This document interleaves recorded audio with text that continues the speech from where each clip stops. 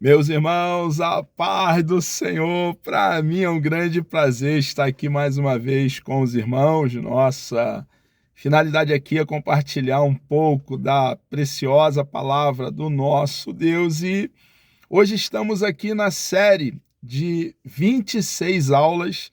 Chegamos aqui na aula de número 9, onde nós falamos para nós novos convertidos. É prazeroso falar para os bebezinhos na fé. Então aqui vamos falar sobre mais uma doutrina elementar da nossa fé, o discípulo e o Espírito Santo. Vamos falar aqui então a respeito da terceira pessoa da Santíssima Trindade. Eu quero ler aqui com os irmãos o livro de Atos dos Apóstolos, capítulo 1, versículo 8.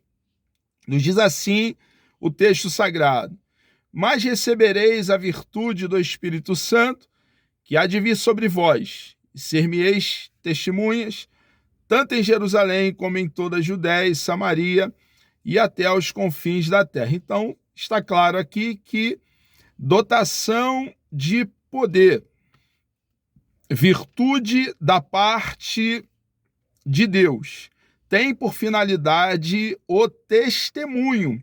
Quando nós buscamos o batismo com o Espírito Santo, com a evidência inicial do falar em línguas, a finalidade é dotação de poder para testemunhar, para anunciar a boa notícia de salvação, o plano de salvação, que é a espinha dorsal da nossa fé. E no poder do Espírito Santo, como arauto, proclamar que salvação somente é possível na pessoa do nosso Senhor Jesus Cristo. Jesus é a única porta, Jesus é o único caminho, Jesus é a única escada que liga a terra aos céus. A nenhum outro foi dado o poder para nos salvar.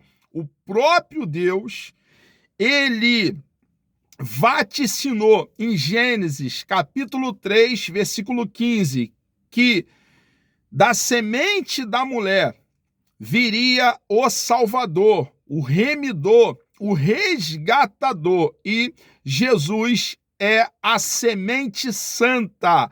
Ele quitou a dívida que tínhamos com Deus Pai. Ele, Jesus, nos adquiriu para Deus Pai, nos comprando com o seu bendito e precioso sangue. Sangue ilibado, sangue sem mancha, sem ruga, sem mácula. Não esse sangue nosso contaminado pelo pecado, 1000 vezes não, mas o sangue do eterno Filho de Deus. E em Cristo, arraigado, fundamentado e plantado nele, temos vida eterna. Jesus é a ressurreição e a vida. E nós, dotado pelo poder do Espírito de Deus, estamos aqui nessa missão com a incumbência de proclamar salvação, vida eterna, em nenhum outro, somente na pessoa de nosso Senhor e Salvador Jesus Cristo. É de grande importância entendermos, irmãos, o valor o qual devemos dar à terceira pessoa da Santíssima Trindade, aquele que está conosco, aquele que reside dentro de cada um de nós, o Espírito Santo. Ele fez morada em nós, cristãos, que cremos em Cristo de todo o coração, e adentrou a nossa vida, fazendo de nós casa, tabernáculo, templo, santuário, o dia que abraçamos a causa do cristianismo. Nesse momento, fomos inseridos ao corpo de Cristo passamos pelo ato da regeneração e adentramos ao processo de santificação. Grande é a obra, a atuação, o mover, o agir do Espírito Santo dentro de cada um de nós. E hoje temos aqui, nós novos convertidos, o privilégio de aprender sobre o Espírito Santo. É impossível escrever sobre qualquer dos temas enfocados nestas lições sem fazer referência explícita ou de forma implícita à pessoa e aos atos do Espírito Santo. Então, de uma forma implícita ou mais explícita, temos feito aqui alusão à terceira pessoa da Santíssima Trindade. Mas hoje, de forma pormenorizada, de forma minuciosa, vamos então tratar desse assunto que é precioso. Vamos aqui focar na terceira pessoa da Santíssima Trindade. A natureza do Espírito Santo. O Espírito Santo convence o homem do seu estado pecaminoso e da condenação eterna. É o Espírito Santo que nos convence do pecado, da justiça, do juízo e da condenação do inferno. É ele, então, que vai trabalhar no pecador. Nós, cristãos, anunciamos as boas novas, proclamamos, disseminamos, difundimos a verdade de Deus, vida eterna na pessoa sacrossanta de Jesus Cristo. Porém, é o Espírito Santo que vai convencer o pecador. Ele que vai capacitar o pecador, ou dar iluminação ao pecador, ou, como diz Efésios capítulo 2, ele que vai dar vida ao pecador. E só uma vez, sendo esse pecador capacitado por Deus, ele poderá vir ou resistir à graça divina. Mas é o Espírito Santo quem toma a iniciativa nesse convencimento. Na lição de hoje, vamos aqui aprender sobre o Consolador. É uma pessoa divina, tal como o Pai e o Filho. Então, Deus é um e ele subsiste pela pessoa do Pai, do Filho e do Espírito Santo. Não há hierarquia. São coeternos, coiguais e coexistentes. Temos aqui provas bíblicas da sua divindade, da divindade do Espírito Santo, a terceira pessoa da Santíssima Trindade. Em Gênesis 1:2, por exemplo, encontramos ali a referência ao Espírito Santo, qual participou ativamente da criação, junto com o Pai e também o Filho. Vemos no Espírito Santo que ele é onipotente. Ele tem todo o poder. Observamos também que o Espírito Santo é onisciente. Isso está claro no Salmo 139. Observamos que ele é conhecedor de passado, presente e futuro. Antes que haja uma palavra nos nossos lábios, ele, o Espírito Santo, tudo conhece.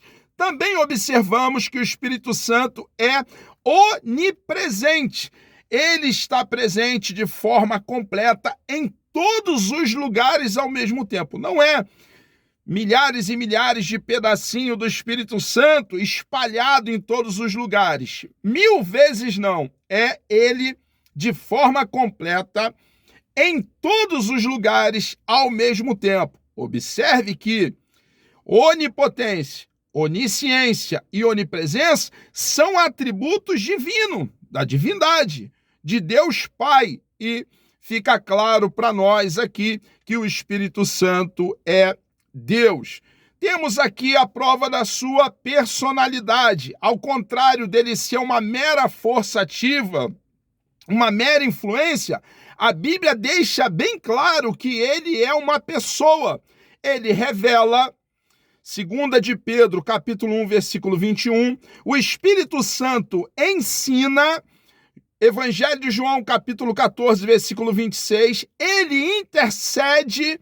Romanos, capítulo 8, versículo 26, ele ordena. Atos dos Apóstolos, capítulo 13, versículo 2, ele testifica de Cristo. Evangelho de João, capítulo 15, versículo 26, e 1 de João, capítulo 5, versículo 6, versículo 7. Ele, o Espírito Santo, fala à igreja. Apocalipse, capítulo 2, versículo 7, versículo 11, versículo 17 e versículo 29. E também, irmãos, convida à salvação. Apocalipse, capítulo 22, versículo 17. Ele atua na salvação do pecador, do perdido, como nós anteriormente já aludimos. Observamos também nomes e símbolos do Espírito Santo. O Espírito de Deus, ele é mencionado dessa forma.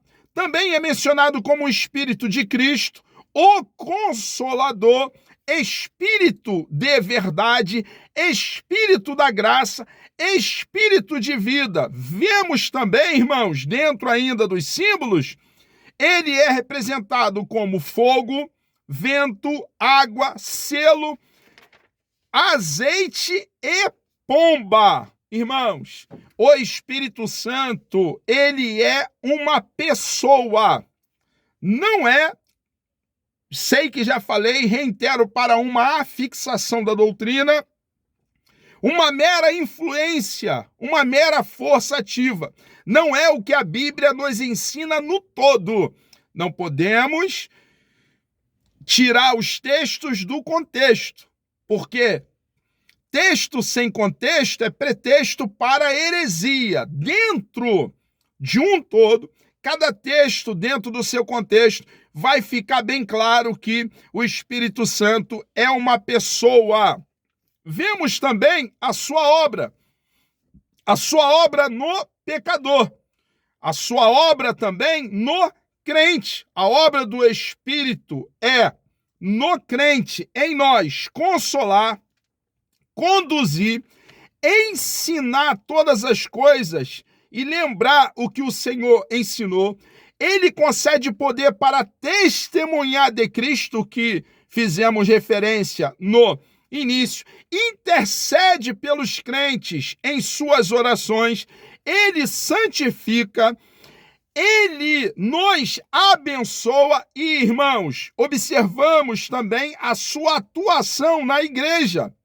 Na obra de missões, o Espírito Santo, ele, irmãos, que envia, ele escolhe, capacita, dá dons e envia. Também no ministério da pregação, ele que atua em nós, quando nós vamos testemunhar a respeito do nosso Senhor e Salvador Jesus Cristo. Na oração também, intercede por nós com gemidos inexprimíveis, irmãos, fazendo com que as nossas orações cheguem a Deus Pai. Irmãos, está claro a obra preciosa do Espírito de Deus. Amados, foi um prazer estar aqui com os irmãos, nós novos convertidos. Ainda temos aí uma longa jornada, Deus nos dando vida até lá. Na aula de número 10, falaremos sobre vivendo cheio do Espírito Santo. Que Deus vos abençoe e vamos orar. Deus amado, nós louvamos e engrandecemos o teu santo, bendito e precioso nome. Muito obrigado por essa grande oportunidade que o Senhor nos concede, ó Pai, de estarmos aqui livremente falando do teu amor, da tua palavra. Abençoe, ó Pai, cada um de nós, novos convertidos, e conceda-nos, ó Pai, segundo a tua vontade, aqui estarmos compartilhando do teu grande e imenso amor. Obrigado, ó Deus, por tudo que o Senhor tem feito por cada um de nós. Nós assim oramos e lhe agradecemos por tudo, em nome de Jesus.